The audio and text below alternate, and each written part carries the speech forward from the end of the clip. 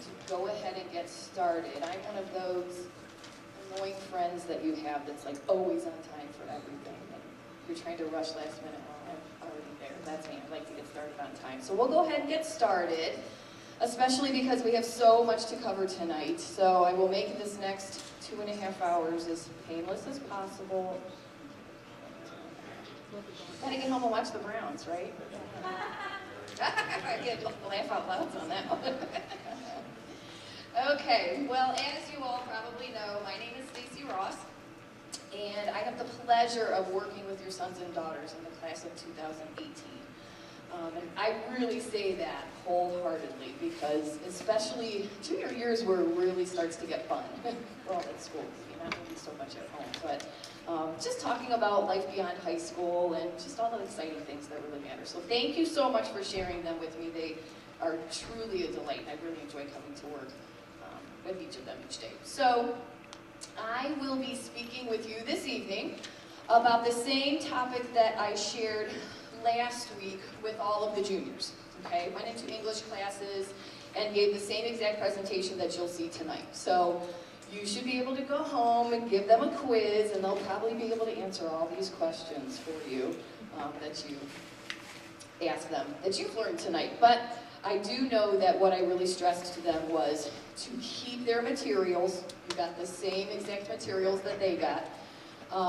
Keep their materials in a very safe place because these are going to be things that they will want to refer back to throughout this whole year. We used to do this presentation more like February, then we backed it up a little to December.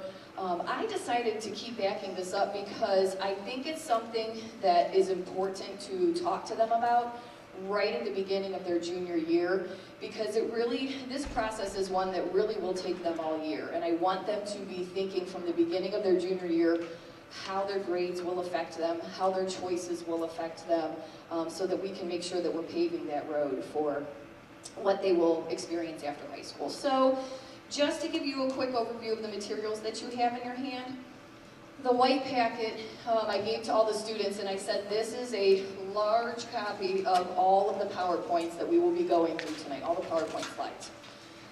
So I kind of took all the hard work out and took all the notes for you, but I told the students to have a pen or pencil ready because they would definitely want to circle things and jot down notes, but you have a copy in your hand of the PowerPoint. You also have a copy of the purple packet.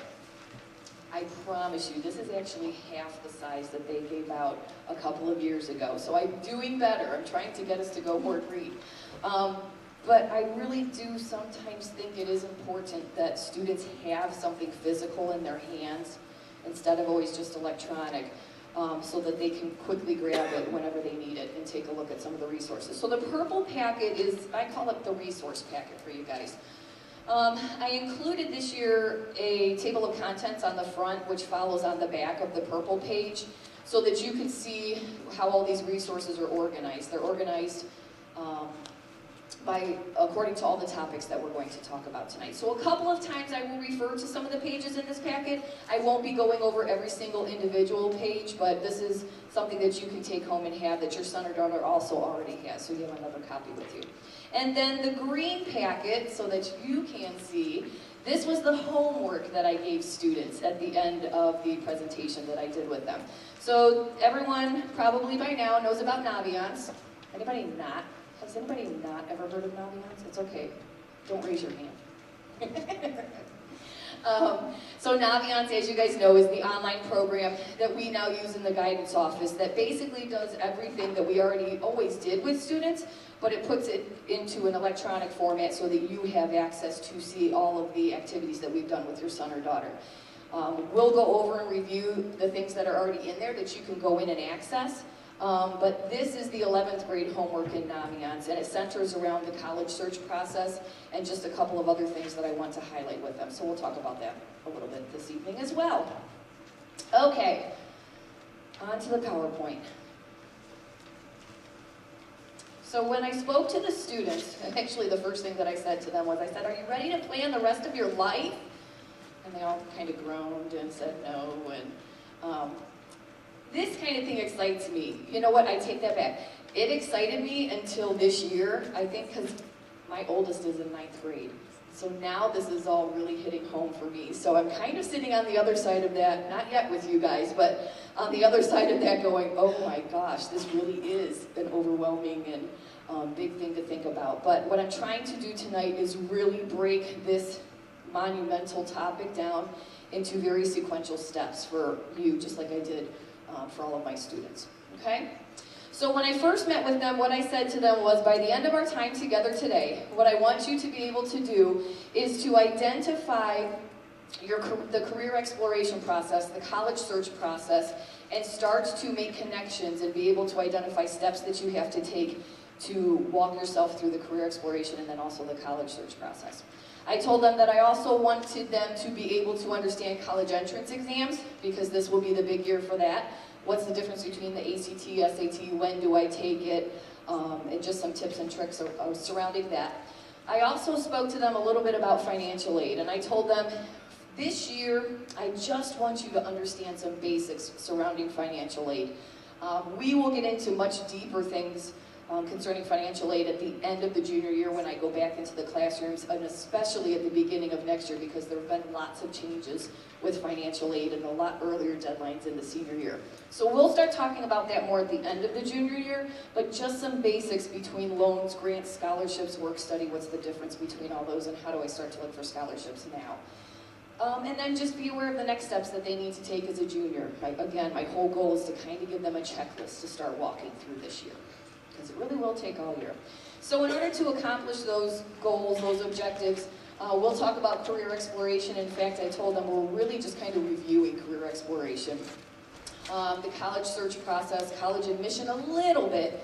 College admission we'll talk more about at the end of the year, but today's really more college search, but a little bit of admission. The college entrance exams, the financial aid, and then the next step for juniors. And again, all of these slides are in that white packet so you can follow along and take any extra notes that you can think of, okay? So I spent a little bit of time with them really talking about, you know, everybody says junior year is your most important year. And I really try to dissect for them why they hear that a lot and why it's the most important year. And really encourage them to continue to focus on their academics, especially this year. One of the things I asked them was, so how's junior year going? Is it, you know, easier? And the consensus was they all kind of groaned a little bit and said, oh my gosh, you know, things have stepped up this year. And that's kind of what I've been warning them about all along, is if school's come easy to them, and maybe even if it hasn't, make sure you have those study skills going into the junior year. And I think a lot of them are really starting to say, okay, you were right, Mrs. Ross. So I'm giving them a few tools today, well, the other day when I spoke to them as well, about if they're struggling in classes this year, what they can do to improve that, and then also to keep the focus on those academics, because it really is an important year. We also talked about this second bullet point here, 2 graduation requirements that they need to complete. And I stressed to them to please get these 2 things done this year. One is the community service hours. As they all know, as you guys know, they need 20 hours total of community service to graduate. And then also that new state of Ohio testing requirement. Basically what I told them, they really know a lot about both of these things now. What I told them was to get this checked off, because senior year is going to be stressful and fun and exciting and busy, and the last thing you need to add to that stress are both of those things right there. So like I said, community service, a total of 20 hours before you graduate. Just so that you know, because I'm not sure if you're aware of this, on their transcript, it will show how many community service hours they've documented and turned in to us on our community service form. We will continue to document as many hours as they turn in. I really like that we do that, because then the colleges that they're applying to see how many hours they've accumulated. So we will continue. I've seen students in the 200 range already. So I strongly encourage them not to stop just at that 20 hours, because it shows employers, it shows colleges what they do with their free time and what impact they will make on the college campus and how they'll make a difference. And not only that, but it feels good to help other people. So, and they might even find a career or something that they like just through volunteering. So I wanted to make sure parents knew that as well. And then continue career exploration, begin the college exploration search this year as a junior, prepare for and take the college entrance exams. We talked for a little bit about activities and leadership as well. I really stressed to them that colleges, employers, they want to see how you spend your free time. And there are many colleges out there that just look for, okay, this minimum GPA, this minimum test score, okay, you're admitted. But there's a whole lot of colleges out there now that are doing more of a holistic review. And that means, yes, taking a look at grades and college entrance exams and strength of curriculum, but also, what did you do in your free time? So to really make sure that if they have not already been involved in things, to get involved in things. If they are involved in things already, continue to be involved in those things, because schools and employers like to see not only where you're spending your free time, but that you've been committed to something over several years. Not necessarily 45 different things, but just that you're committed and stay involved in things. And also, outside of that, I said, you know, if you haven't taken on a leadership position, try to get outside of your comfort zone a little bit. Look at those activities that you're already doing and see if there's leadership roles that you could take on within that. Whether it's, you know, of course there's the class president and all of that, but if you're in Teen Institute, getting into being a leader of one of those small groups, or just anything that you can do to maybe take on a little bit of a leadership role and go outside your comfort zone is something I also stress to them. And then of course, I always stress, and they kind of groan at this one too, scheduling challenging classes for your senior year, especially in that area that you know you will go on to school and focus on or major in. So that was another tip I gave for them this year. Okay. So the first topic, career exploration. And I'm sorry, I know this is going to be really dry and seem like a long presentation, but there's so much to just kind of detail, and I'm trying to do it in a way that's just very clear-cut for everyone. So career exploration. Really, we started and tried to wrap this up between 9th and 10th grade, okay? So when we went into Naviance in 9th grade, we did a little assessment that was called a cluster finder. So it was just getting them started answering some questions about careers and starting to give them ideas about careers that would be a good match for them. Then in 10th grade, I had them do the last two career assessments in there. One was the Strengths Explorer, and the other was the Interest Inventory, Interest Profiler. And so the Strengths Explorer talked about what are you really good at, okay?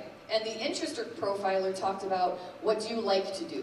And so what I really stressed to them was, let's figure out what you like to do and what you're really good at, and pull those things together so that you're going into a career that you enjoy and that you're going to be successful in, okay? So we really focused on that in 9th and 10th grade through those Naviance assessments. Ask your son or daughter to get into their Naviance account and show you their results, okay? Once we finished those results up, this is what the screen in Naviance looks like when they click up at the top. When they click up at the top up here in the tab that says About Me, there's 4 different tabs: Colleges, Careers, About Me, and My Planner. So under the About Me tab, they will have the results right here under My Assessments that they did last year. The Strengths Explorer, the Career Interest Profiler, and the Cluster Finder. So they will, if you ask them to get in there, they'll be able to show you those results, and if they can't, that means they need to go back and redo those, and that's one thing I stressed to them. Once they finished those up, I walked them through this line right here, the favorite careers and clusters.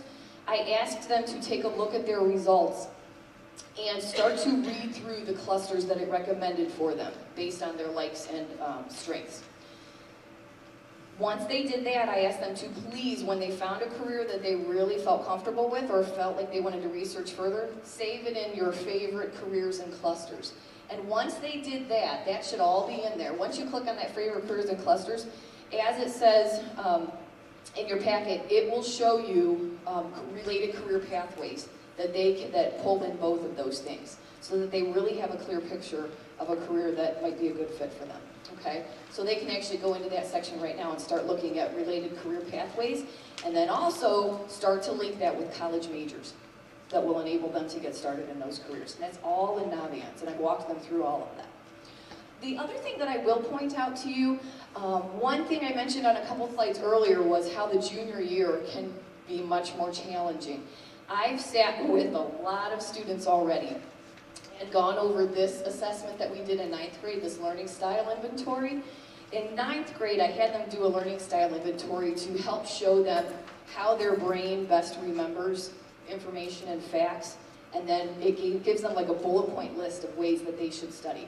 So it asks them all kinds of questions, and it helps to generate what kind of brain they have. Is it more visual? Is it more verbal? Is it more kinesthetic? And then also environmental factors.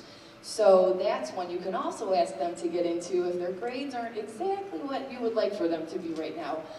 Take a look at what that learning style inventory result said and help to encourage them to use those bullet points that are listed on there for ways that they can study more effectively.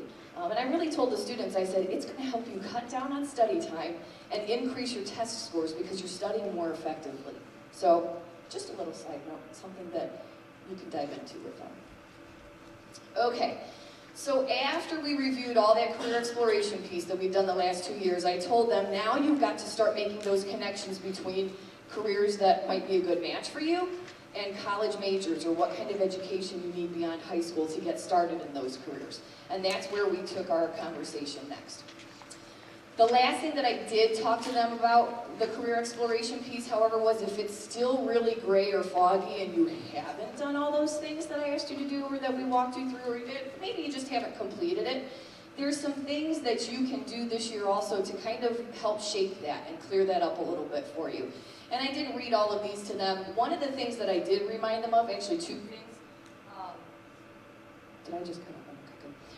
Mrs. Monaco, they know her by now because I bring her into the classrooms once each year when we talk, but she is a career specialist that works here on Tuesdays, Wednesdays, and Thursdays.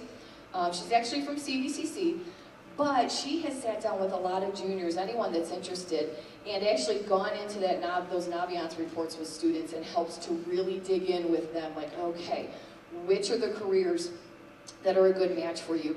And then she also is an amazing resource for job shadowing. That second bullet point up there, she's got a lot of connections in the community and surrounding communities with job shadowing prospects for students. And I always tell students, get out there and spend a day or a half a day with someone that's already doing the career you're thinking about. Ask them, what do you like about your job? What do you not like about your job? What do I have to be good at? So you can really start to take a look and see if that career would be a good fit for you. I also explained to them on page 4 in their purple packet is our school career visitation form. So because we think it's so important for them to get out there and do job shadowing, and then this is also a college visit form, we give them, starting second semester, up to 4 days off of school, excused, to either go do a job shadowing experience or a college visit. And the form that I put in here is the form that tells you step by step what you need to do to get that cleared so that you can have a day to either go spend job shadowing or on a college visit. So that's something that they're now aware of. So just some activities to really encourage them to continue to wrap up and fine-tune that career exploration, or at least where they'll get started in life after high school. So then I finally started taking them on the path of, okay, we've cleared up that career exploration, we've got a vision, now you need to start thinking of, I've got a major in mind with that career, what kind of education am I going to pursue beyond high school? How do I connect that career with the education that I need? And they need to take a step back, I always tell them, and start thinking about what kinds of things they want to accomplish through their education post-high school. You need to start thinking about yourself, your strengths, your weaknesses, what kind of environments you thrive in, all of these little things before you start to make a decision of where does that path lead me after high school. So I walked them through some of these topics to start to set goals for themselves as far as their education. And then comes the fun part. Or at least I used to think this was fun until I thought about having to do it with my own at home. But I really do like this. This is fun to me. So what we talked about was going into that Naviance program and taking a look at what kind of majors I have to pursue and what kind of degrees I have to do that job. That's going to start to tell me the type of school that I need to go to. So I'm trying to give them a sequential list of things to do. So if I'm pursuing a career that I need an associate's degree for, or a certificate, or some kind of specialized training, I'm going to start looking at these types of schools, okay? I'm going to look at the vocational or technical or career colleges, where they have specialized training in areas such as dental hygiene, medical technologies, culinary arts. They award me a certificate or an associate's degree after.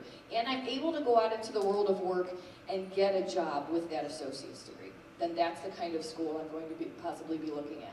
Or maybe a community or two-year college, because that career or major requires a two-year associate's degree to go on to that. Then I talked to them a little bit about proprietary schools, which are pretty similar to your technical and career schools, except that when you hear about a proprietary school, they're typically privately owned.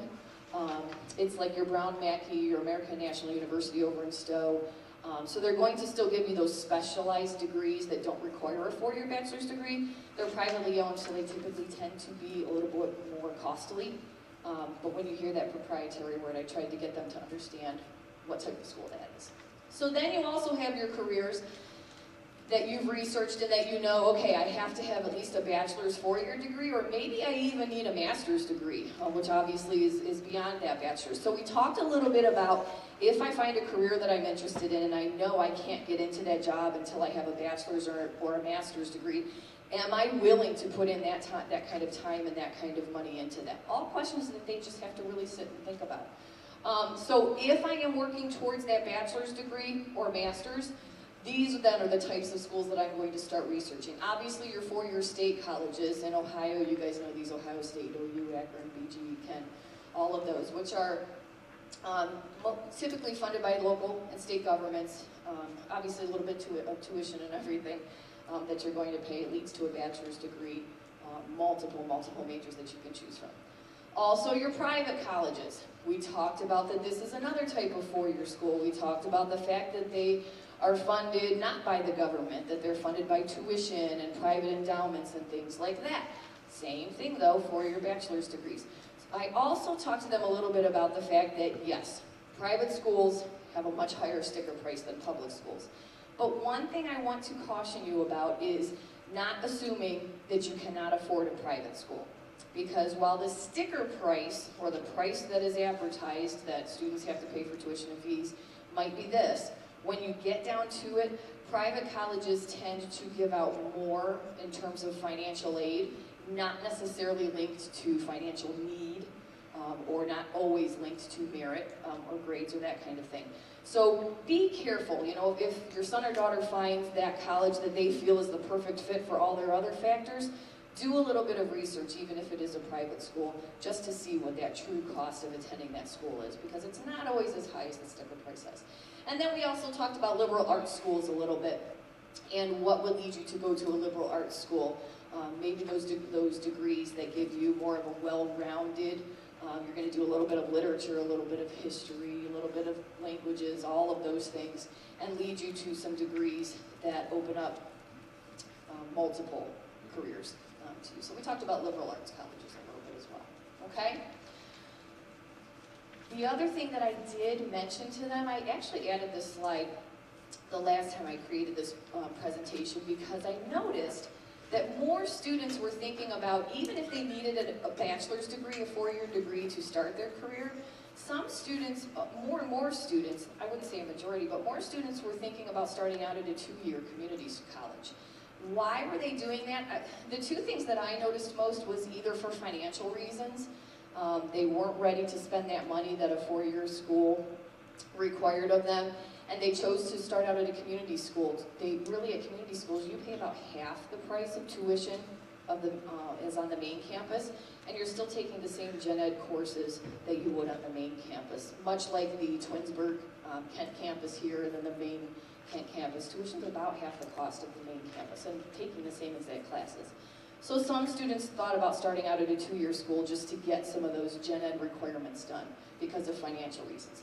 I think the other reason some students were really choosing to do that was because when they did these things that I asked them to do and really stop and think about themselves, maybe they figured that they weren't ready to make that leap onto a four-year school. and they thought maybe a half step would be a little bit better for them, is kind of some of the feedback that I was getting. Start out at that community school, get my feet wet, and then move on to that four-year campus. So 2 reasons why students, I think, were starting out at a 2-year community college, even though they were working towards a bachelor's degree. One word of caution, though, if students are going to do that, they need to make sure that they let the school know that they are first attending that community school, that they are going to be transferring onto some 4-year campus, so that those credits will absolutely transfer, and check those classes off the list, and you're not spending more time and more money in that transfer, okay? It's just a thought about that. Okay, so let's talk about the college search process. How in the world do you pinpoint that college that will be a perfect fit for them? I always stress to students, please do not look at this as a competition. You know, so many times we're looking at transcripts and rank, which compares us to other students. This is a process that is not a competition. It's not who's going to the best school. It really, truly, like I say up here, is an individual journey led by the student. They've got all of us to here, parents, myself, the institutions, to support them, but it's got to be one that the student is leading. And so all the communication that I do will really try to be geared through your sons and daughters, with your support and mine as well. Anthony, are you able to play that video real quick? Quick video clip for you. Today's 2 college planning tips in 2 minutes will cover what to consider when it's time to decide on a college. National Decision Day is May 1st. This means your freshman deposit must be turned in, and you're going to have to commit to that college that day. If you change your mind over the summer and attend a different school, you will lose that deposit. Here are some things to consider when making your decision. So tip number 1, personal development factor. It's important to look at the school as a whole when making your final decision. Reputation, alumni, size, location, dorms, and so on. It's important to look at the majors offered and see how they line up to your choices if you're undecided. You need to ask yourself if there are options that appeal to you and the opportunities in that said department. If you're looking to go down to a specific avenue like engineering, you need to look at the reputation of an engineering program, or even more specialized schools for your specific major. It's important to look at opportunities at the school. If you're looking to study abroad, it's important to research opportunities the schools offer. Location is a huge deal when it comes to colleges. You don't want to move out of state and end up not liking the city and move back home. What I suggest to do is visit prior to decision time and stay the weekend to see if the weekend activities, size of the campus, city all appeal to you. The size of the school is a very important factor. Do you prefer individualized attention in your course, or do you work better in a bigger class? If you're used to a small school, it might be a good idea to stay on the smaller side so it's not such a cultural shock when you get on campus. Looking at the alumni list of the school is a good tool to see if the school is a good choice or not. I would suggest to do a where are they now search to figure out just how successful someone from that school with your intended degree is. So tip number 2 is the most important factor. There are many things to consider when choosing a school, but this is perhaps the most important. It is vital to be able to reasonably afford to attend a college if you plan on going there. There is nothing worse than graduating from college only to start your adult life with an enormous amount of student loan debt. If your choice comes down to 2 equal quality schools and one is more expensive, I recommend to go to a cheaper school after you take into account financial aid and do a great appeal letter, everything like that. I will tell you though, when push comes to shove, dollar-to-dollar analysis, you want to thank yourself later on for picking the more affordable school.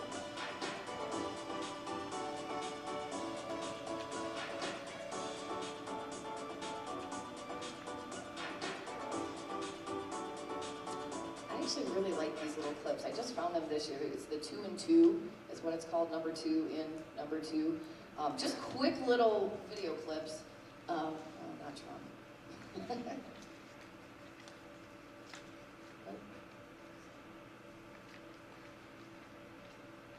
Anthony.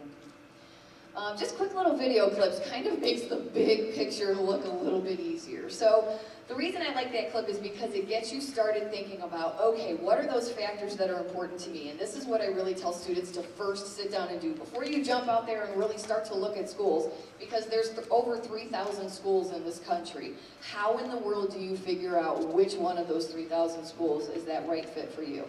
If you flip to page number 8 in your packet,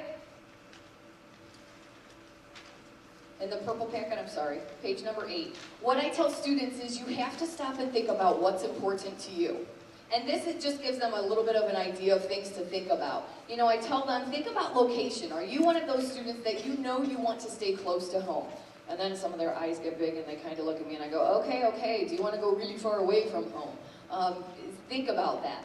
Think about in the academics, do you have a major in mind that you really want to make sure you go to the school that's best going to prepare you for that major? Then that's a factor you're going to check off. Size, do you know that you thrive in large environments with lots of opportunities and lots of different types of people? Then size is going to be something that you want to check off and really look for a large campus. Or if you really stop and think about yourself, do you know that you thrive in a smaller setting where you have more individualized attention and it's not so big out there? So then maybe size, a small campus would be good for you. Activities, are there certain activities that you want to do while you're on campus and that's really important to you? Then check off that activities factor. Total cost obviously can be a big consideration for so many of us anymore. Religious affiliation, do you have a certain religious affiliation that you want connected with your higher education? And at the end of the day, you know, really start to think about, are you one of those people that says, I have to go to a big name school? Or are you one of those people that are just really looking for, where's my best fit? And where am I going to thrive and do the best that I can? So all just factors, and on page number 8 it gives you some more, but factors that I told them, sit down and really start thinking about those things and start your search there by identifying those factors and what are must-haves for you, okay? So, once you identify the factors that are important for you, the next step is to get out there and start researching and gathering information. And how in the world do you even start being able to do that? Bullet point list of some things that I referred them to. Number 1 is in Naviance. Again, such a great tool for them. There's a tab in Naviance that I just showed you a little while ago. Tab up at the top that says colleges, and I tell them, this year and next year we're going to be spending most of our time in that colleges tab in Naviance. So when you go to the colleges tab, there is something you can click on that's called Super Match College Search. And once you've identified those factors that are most important to you, you can go to this site, and then on the left-hand side here, you'll see all these orange bars that list some of those different factors. Location, majors, school type, ethnicity, public or private. You select each of those tabs that you've already identified are most important to you, and you start putting that criteria in there. And you ignore those tabs that aren't really as important to you. As you start building that in there, in the center section right here, it will start to generate in real time lists of schools that fit all those criteria that you put in there. So right away, they start to have a list of schools that they know fit those most important criteria to them, and then they're off and they can do more research on those schools to see if it's a good fit or not. So I really try to direct them to this Naviance because I think it's a great starting place to at least get a list of schools going. If they do that and they don't like that so much, College Board has one that's called Big Future, just another online tool that they can use. I also encourage them to attend the college representative visits at Nordonia. So when I told them at the beginning of the year that college reps come here during the day, it's advertised, it's announced on the morning announcements. It's also in Naviance on their homepage. They actually go into Naviance and they can sign up for them, and they can spend a period with the college rep here during the day and ask them questions and get information and start researching their school a little bit. So that's another great resource for them. Obviously, college fairs, college websites. I told them, if you're more of a hands-on person, I have these huge books in my office, the Book of Majors that College Board puts out, and the College Handbook and Rugg's recommendations. I have books in my office that they can always come and sit and go through, and usually they all wrinkle their nose and say they'll just do the online thing. College guides, though. Anthony, can you click on that website hyperlink right there? The state of Ohio puts out college guides every year. There's a 2-year college guide. So if you go to the high school guidance website, click on high school, and then on the left, click on the guidance down here. On the right-hand side, you'll see this link that says 2-year college guide, 4-year college guide, and then private college guide. So the state of Ohio, if you could click on maybe the 4-year college guide. I don't know if you're able to do that or not. The state of Ohio puts out college guides for all of the 2-year, 4-year, and private, and it will give you specific information to these schools about GPA, admission requirements, total cost, tuition, all of those kinds of things. So you can click on that link directly on the high school guidance website, and it's a great resource if you know you're really focusing on some Ohio schools or just want some more information about those, okay? Thank you. Go back to the PowerPoint if you get a chance. So that's another resource that you can take a look at. The last thing that I tell them about is this net price calculator. I really like this net price calculator website because, again, it tries to show you that difference between the sticker price on private schools and when you get down to it, what the actual cost of attendance might be, because there can be a big difference, especially with the private four-year school. So that net price calculator is another really good resource, especially if cost is a big deal for you. So all places you can go to just start gathering information about those factors that you identified as most important, okay? So now we're getting closer to the end of junior year and you've done all this research. Then I direct them to page number 13 in their purple packet because I tell them they need to now do these 4 things. They need to list. They need to list all of that information that they've researched on those colleges. And how do you do that? Page number 13 in the purple packet gives you an example of a spreadsheet, or I tell them create a Google sheet, or whatever you need to coordinate and organize your information that you're researching. Your factors on the left-hand side won't be the same because you've identified factors that are personal to you. So you're going to put those personal factors on the left-hand side and you're just going to start to list all this information in one place. Then, because it's all in one place, you're going to be able to compare. And you'll be able to say, you know what, this school checks off all those things that are important to me, or this school, not a very good match, and cross that off. So you can real quickly kind of compare how all those factors match up. Then I tell them, if they listen to nothing else, which sometimes they don't, listen to this one thing, visit. My personal opinion is that you should not apply to a school that you have not stepped foot on the campus. That is such a huge factor, I think, in the decision-making process because I tell them they're going to be spending probably about the next 4 years of their life on that campus. Make sure you get on that campus and meet with different departments, financial aid, different majors, teachers, students. Get a feel for the life on that campus and see if you can call that home. See if that feels like your place for the next 4 years. I've had students come back to me and say that they, I swear, wish that they would have done those visits because they've gotten on campus in that first week or 2 or whatever is rough because it wasn't that fit for them. They couldn't blend in. And so now they're spending time and money and transitioning and going back and forth. So make sure, I tell students, get out there and visit those schools and make sure you can see yourself on that campus. And then by the end of the year, by summer, you're really going to start to identify those target schools. I put a number up there, 5 to 8 target schools. That's not necessarily true for everyone. But the handful of schools that you have identified are really a good fit, and you can see yourself there. And start to think about putting those in 3 different categories. One, that's your safety school, your plan B, your backup. I know I can afford this school, I know I can get in, but it's not my first choice, it's kind of my backup plan. Then you're going to have the bulk of your selection in those mid-range schools. Those schools that you can really see yourself at, that you can afford, that you think you can get into, the ones that you really envision yourself on that campus. Those are your mid-range schools and your target schools. Some students also want to take a look at some reach schools and maybe have 1 or 2 of those reach schools that might be just out of their fingers' grasp when you're looking at admission requirements or that kind of thing. Not all students will choose 1 or 2 reach schools to go to. In my opinion, when I say a reach school, I truly define that by any school that accepts less than 25% of their applications. To me, that's a reach school for everyone. Because those schools are really going through the admissions process a little bit differently than the schools that have your minimum GPA, minimum test scores, and okay, you check off the boxes and you're in. Okay? So those reach schools go through a different admission process. So some students will add those on and some won't. And I tell students, once you get that list built, if you can't answer the question, why this school, like why is this school just such a good fit for me, you're not done with that, or maybe that shouldn't be on your list. Go back and finish that research. And then, use that as your answer on your application essay. That's a good rule of thumb for them. Okay, one more quick video.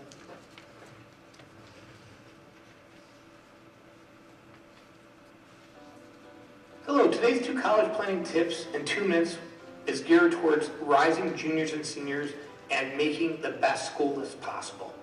When you're thinking about schools on your list and coming down to make your final decision, there are several factors you need to consider in regards to your school list. And there's many things you should not do when choosing a college. Tip number 1, factors about the school. You should not choose a school if it is a party school. While college can be fun, partying is not why you are paying hundreds of thousands of dollars to go there. You should also not choose a school based on you think its reputation is prestigious. Just because a school has a reputation of being prestigious, it does not mean that you're going to like it. The school might not offer the major activities you're looking for. You should not just base your decision on the look of the school. While the campus might be beautiful online, you must visit your top schools. I'd actually advise at least your top 3 schools to visit in person. Guidebooks and virtual tours will help you narrow down your choices, but the actual visits on campus are most important. With that being said, don't choose a school based on how good their football team is either. I get this all the time from parents and students. Unless you want to be on the football team, don't choose a school based on the team. School spirit is important to have, but it should not be the sole reason your final decision is based on. Finally, don't decide on a school if it has the lowest tuition, or what we call around the office, the price tag. Money is often a big factor while choosing a college, but keep in mind that a school that is more expensive may offer you a larger financial aid package with more gift aid, depending on your financial situation, than a school where the tuition is lower. It's always important to do your research. So tip number 2, other people's influence on your decision. You should not base your college decision on where your boyfriend or girlfriend is going to that school. You're going to meet a plethora of new people in college, and you may want to go to college and realize that you want to focus on developing new relationships, or not even be in a relationship so you don't get distracted and you can focus on your studies. So don't choose a school just because your mom or dad are alumni there as well. Try your best, I know it's not easy, to avoid letting your parents persuade you into going to their alma mater if you're not interested in that school. And then one last tip, do not pick a school based on location alone. There's no question location is an important criterion for some students. Near to home, far from home, warmer climates, and the like. Just don't make location the sole criteria for choosing college. Instead, start with a geographic region that best suits your interests, and then research colleges within that region that best fit your other criteria, all the while keeping an open mind to other colleges and universities that may attract your interest that lie outside of that area.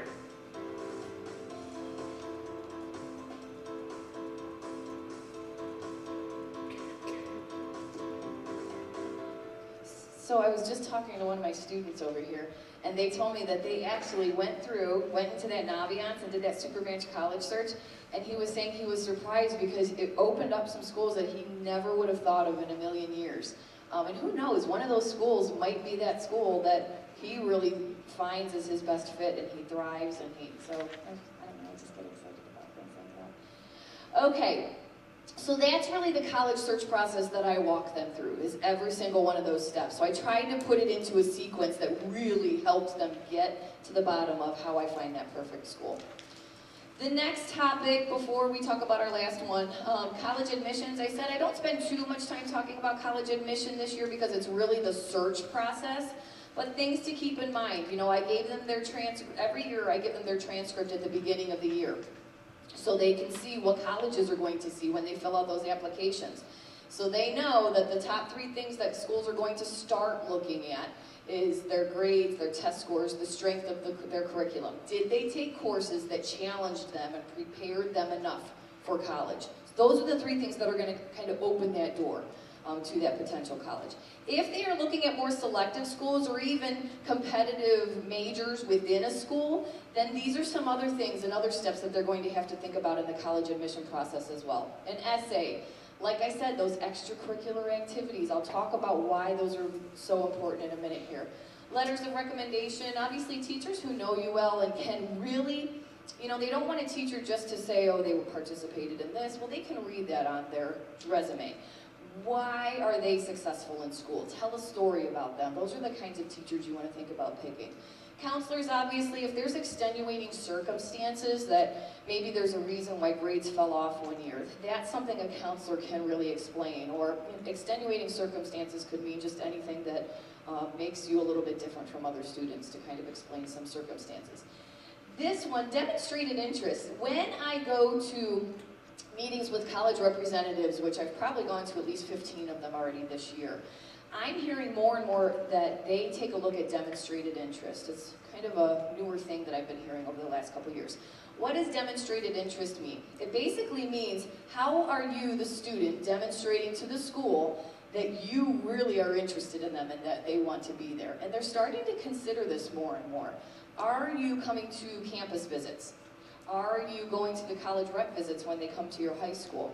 Are you following them on social media, participating in summer programs that they might have? How interested are you in attending their university, and how are you demonstrating that to them? That's something that schools are also looking at. And then obviously your courses in progress senior year. And I already start to plant that seed in their head that if you are narrowing down your schools and you have some specific questions about admissions practices or anything, schools can be very different, so don't ever hesitate to contact the admissions office and ask them those specific questions about that school if you're very interested in attending them. So we talked about reach schools a little bit, and if your son or daughter really has some reach schools that they have on that targeted list or that short list of colleges that they're thinking about, this is where I really try to explain to them the admissions process that those schools go through. So the schools that select, like I said, about 25% or less of their applicants, they're going to go through the admissions process a little bit differently. They're going to look at the students more holistically, okay? They're not just going to look at their grades or their test scores or the strengths of their curriculum. What they want to do is they want to admit a freshman class that has lots of different dimensions. What is this student going to contribute to our campus to make us great? What is this student going to contribute? How are they going to impact the life on that campus? And they try to create that freshman class that's very diverse in those terms. So they're having those roundtable discussions and more holistic reviews. And of course, they also want to make sure that they can successfully finish their degree on their campus. So then I start to paint that picture for them about, okay, there's more than 25,000 high schools in the country. Top 10, that means there's 250,000 at least top 10 students in the country. So those students are all going to start to look very typical when you're looking at high test scores, high GPAs. So how do you make yourself stand out to those reach schools if you really have some reach schools on your list that you are interested in going to? There's no perfect equation for that. Again, it's more of a holistic review. So you stay involved in those activities. Show them how you're going to make a difference on their campus. Take on those leadership roles. What else can you do? When we get closer to senior year, we'll start to talk about applications. Two types of applications that I tell students to consider if they really have their heart set on a reach school are early application and early action and early decision. So an early action application to a college your senior year, the very beginning of your senior year, basically is an application that has an earlier deadline than the general application deadline for that school. It's not a binding contract, so you can apply to as many schools early action as you want. You apply earlier, typically by November 1st, November 15th. Every school's early action application deadline is going to be different, and you hear back earlier. So you're being compared to a smaller pool of applicants than all the general applications that come in, okay? So that's one way to make yourself stand out. The other is early decision, and if they're starting to think about early decision, I always tell them be careful, because early decision is a binding contract. You are only allowed to apply to one school, early decision, and you are basically signing a contract that says, if you accept me, I have to go to your school.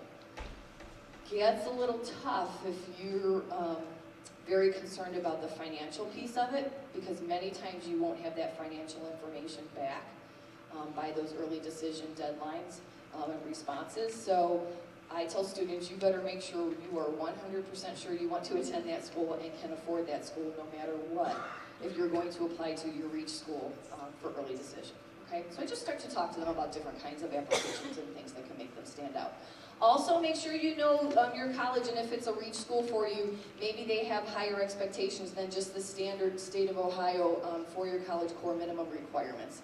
So seek out your school and see, maybe they do require 3 to 4 years of a foreign language. So again, those are going to be your highly selective or competitive schools. So just things to keep in mind, okay? I always tell them I'm not going to read this to you, but at the end of the day, don't stress out about this whole process, even though that's easier said than done. Just because you don't get into that name brand college doesn't mean you're not going to be successful in life. Just because you don't have straight A's or perfect test scores doesn't mean you're not going to get into a good college. Keep all this in mind, keep it all in perspective, and use this year to just really go through all these processes. And at the end of the day, figure out what's there, what is the right fit for you. Okay? That's all. That's all you see, it's easy. College search, college impression. Last topic. I educated them a little bit about college entrance exams and some things that I want parents to know because there's two big changes this year. So college entrance exams, we talk about four-year colleges and the fact that they will require at least one score, one college entrance exam score, whether that's the ACT or the SAT, and then I break things down for them a little bit. So if it matters, statistically, as you can see in the parentheses right under each of the test headings, ACT and SAT, you can see that most of our students take the ACT. That is pretty standard across the country. More students traditionally take the ACT than do the SAT. This is more of an opinion of mine, but historically the ACT has always been a test that they say mirrors what students do on a daily basis in the classroom, okay? Whereas the SAT tended to be more of a critical thinking, language-based assessment. Now, I say used to be because starting this past March, I say new next to the SAT up there because it's a new SAT that has come out and is being given to students as of March of this year. So what we are being told is that the new SAT is a little more closely aligned with what the ACT has always assessed. Typically what students will do on a day-to-day basis in the high school classroom. So I think it will be very interesting to see when when the new SAT test scores start to come out and try to look at trends a little bit and how many more, if there's more students taking them. It'll be interesting for me to take a look at. What does that mean for my students? So then I break all of this down for them. When we're looking at the ACT, you have 4 subtests: math, reading, science, and English. And the SAT has just the 3, the math, the reading, and then the writing, or the language piece. Now both of them have an optional essay. It's always been optional with ACT. SAT now has an optional essay. It's not a part of it. So why would you suffer through an essay is what I kind of tell students. Why would you torture yourself and suffer through an essay test? If the college you're applying to requires an essay score from either ACT or SAT, you're going to want to make sure you would take that at least once. You cannot go back and just take the essay portion. So within one of those testing, if you are required to have an essay score, you make sure you sign up for that. Timing is about the same. Timing is about the same, but the score scales are completely different. So on the ACT, you're going to see scores between 1 and 36, obviously 36 being a perfect score. You will get a 1 through 36 score on each of the 4 subtests, and then also a composite score, or an overall score. And typically when schools or people are asking you what your score was, it's that composite that they're looking at, typically. On the SAT, they've changed their scale a little bit. It is now between a 400 and 1600 scale. Students will get 2 to 800 points for the reading-writing combination, and then 2 to 800 for the math section. And then you just simply add those 2 together to get your overall score for that. Within the purple packet, I have included this thing's down a little bit. I've included a concordance chart so that you can compare the two because the scales are completely different. So if you take both tests and score this on the ACT and this on the SAT, you'll be able to decide which is that higher score, okay?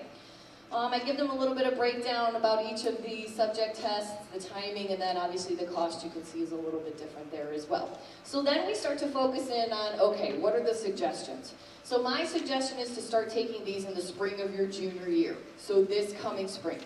I do know that a whole handful of students took the October ACT, and people are already registered to take the December 10th ACT. So they're getting a little bit of an early start, which is totally fine. Kind of gives them a way to start to get a feel for the timing and just be comfortable with that kind of testing situation. So early is fine, but at the very least, the timing is just right if they do start in the spring of their junior year, because the courses that they're taking this year we'll all be teaching them content that they're going to see on this test. So that's just a piece of advice. I also tell them take both tests once. See which one you score better on, and then that's the one that you target and focus your retakes on. Okay, that way you can know which one is a better reflection of your abilities. Why would you retake the test? Well, obviously, if the college admission standards are higher than your testing for the schools you're applying to, you'll want to take that again and try and increase your scores. But also, I tell students, higher scores can earn you scholarship money. Almost every school has merit-based scholarships that are based on GPA and or test scores. So the higher, even 1 or 2 points higher, getting those test scores a little bit higher, can really equate to some nice scholarship money, merit-based scholarships from the schools that you're applying to. So that's another reason to retake those tests. I just spoke with a parent today and probably 4 or 5 students this week about sending their scores to colleges. I always hear from students and parents, well, we're just going to take the test and we're not going to publish our scores because we don't want anyone to see if it's possibly a low score and have that count against you. I will tell you, every single time I go to college rep visits, this topic comes up. And they beg us to please communicate to students and parents, please don't withhold test scores. We don't look at a low test score and penalize you when we're doing the college admissions process. We will only look for piecing together your best scores to give you the best chance not only at admission but also scholarships. Some schools actually super score, which means they will take your best English score from this test date and then on this test date your best math score, and they'll piece those together to give you a better chance at admissions or scholarships or that kind of thing. Not all schools super score, but some of them do. So they keep telling us, please encourage your students when they're registering for these tests, don't hold back those scores from us. Go ahead and send them because we're only going to take the best scores that we see. So just a tip for you. Most schools will accept either test, so you just need to really do a little bit of research. Some schools maybe will target the SAT and say we want this score or an ACT score. So check with the schools that you're applying to. And then check with those colleges to see if they require an essay score also, or an SAT subject test score. And I tell students, if you find a college that requires an SAT subject test, just come see me, I'll talk you through it. So how do they prepare for them? I tell them we have so many resources. I will tell you, we have really targeted trying to put resources together for our students to increase their test scores, because I know it can be overwhelming to some students. High school curriculum, hands down, the best preparation. Pay attention in your classes, absorb all that material because that's what those tests are going to cover. Also, what we did was through Naviance, love Naviance, we purchased the ACT Prep for all of our students. So there is actually within Naviance an ACT Prep course online in the program. It will do a diagnostic test with students to assess their strengths and weaknesses, and then it actually tailors the lessons in the program to your son or daughter based on those weaker areas that they assessed in. All of the juniors, we just started this last year, and I'm so glad that we pushed to have this done. All the juniors through their English 11 class right after winter break, they will actually start that through English and have, I think, like a part of a day each week where they have time to work through that with the teacher. So that will help to get them prepared. All students, under that second bullet point, I'm reminding students that the state of Ohio, as I told them at the beginning of the year, has something new. Go figure, for the class in 2018, just about everything's new. One of the testing requirements, or one of the ways that they can meet that testing requirement from the state of Ohio is through an ACT score. So we have all those end of course exams. An ACT score can also check off that testing requirement for you. So because of that, the state of Ohio will pay for all of the juniors this year to take the ACT once. We will do that on Tuesday, March 21st, during the school day here, okay? So again, state of Ohio, all the juniors will be taking the ACT at Nordonia on Tuesday, March 21st. So they'll finish up that Naviance online test prep right before that March 21st test so that they're ready to go for that, to give them the best chance at scoring as highly as they can. Also in your purple packet, I gave you a paper in the test prep section, the testing section, that gives you a list of all the test prep resources that I found so far out there. So some of them are free, Some of them are agencies that cost money, so that's kind of at your own discretion, but I did put together a list of resources for you if you are interested in seeking out more test prep programs as well. So you're going to go online to register for these tests, except for the March 21st test. We aren't allowed to give the ACT here on Saturday, so you go online to the ACT or the College Board, which is the SAT testing site. Pick your test date, your location, where you want your scores sent to, all of that on the site right there. If your son or daughter's on an IEP or a 504 plan, we must apply to allow them to use those testing accommodations on the ACT or SAT. They're not automatically approved. The testing companies actually have total control over that, so we have to apply and see if those accommodations are approved. So see one of us to make sure you do that. Fee waivers, if you're on free or reduced lunches here at school, have your son or daughter see me about a fee waiver for the testing, for either test, ACT or SAT. And then I tell students, please, when you register, put in our high school code. It's a 6-digit code, 363835. That way we get your test scores. We actually put them on the transcripts for you, so that when you're sending out your college applications, they will see all your test scores as well. That's really nice, because if you're applying to a lot of colleges, you're going to pay money beyond those 4 schools that you're allowed to select to have your scores sent to. So if your school that you're applying to does not require those scores to come directly from the testing agency, they can pull them right off the transcript that we provide. Now, 2 things. If they do require them directly to come from the testing agency, you have to make sure you send those scores when you register for the test. You can go back and have them sent after you take the test, but it's going to cost you, I think, $12 per school that you want to go back and send those to, okay? Now, we also will take them off the transcript. If you tell me, Mrs. Ross, I don't care what you say, I don't want them to see all my test scores, you can tell us to take those test scores off the transcript, and we can do that for you. We're happy to do that for you, okay? Testing dates in the white packet, I won't read through this obviously. These are all the testing dates for the ACT and the SAT this year, so you have that in your white packet there. And then that's all we have as far as the college entrance exams go. Again, any questions about that, please come see me. Financial aid, as I said, I only tell them the quick basics this year, but there are a couple of new rules that you should be aware of. What's the difference between loans? Loans are money that you're given that you have to repay. There's subsidized loans, there's unsubsidized loans from the government. We'll talk about that more in the future. Grants, money that you receive from the government that you don't have to pay back. Scholarships, obviously money that does not need to be paid back as well. And then the federal work-study program that you can work part-time when you're in school through government funded programs. Tips with financial aid, when you go to those college visits, discuss financial aid options with them. Set a time to go down and talk to the financial aid department and ask them questions about what kind of package they can put together for you.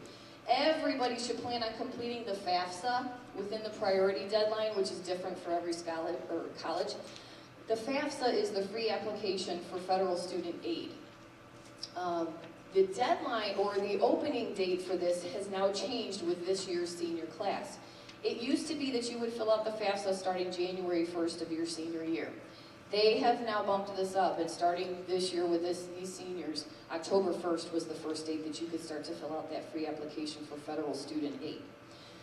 One of my goals next year is that I will hopefully help every single student family make sure that they fill out that FAFSA. And I know sometimes families will sit there and say, trust me, I am not going to qualify for any financial aid, I'm not even going to waste the time.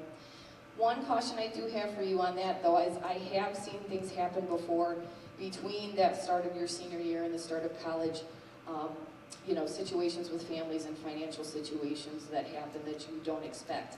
And if you have that FAFSA filled out, you at least have that information on file with the government so that you do know what kinds of scholarships, loans, and grants and loans and work study that you qualify for. So I really do highly recommend that everybody fills that out, just to see.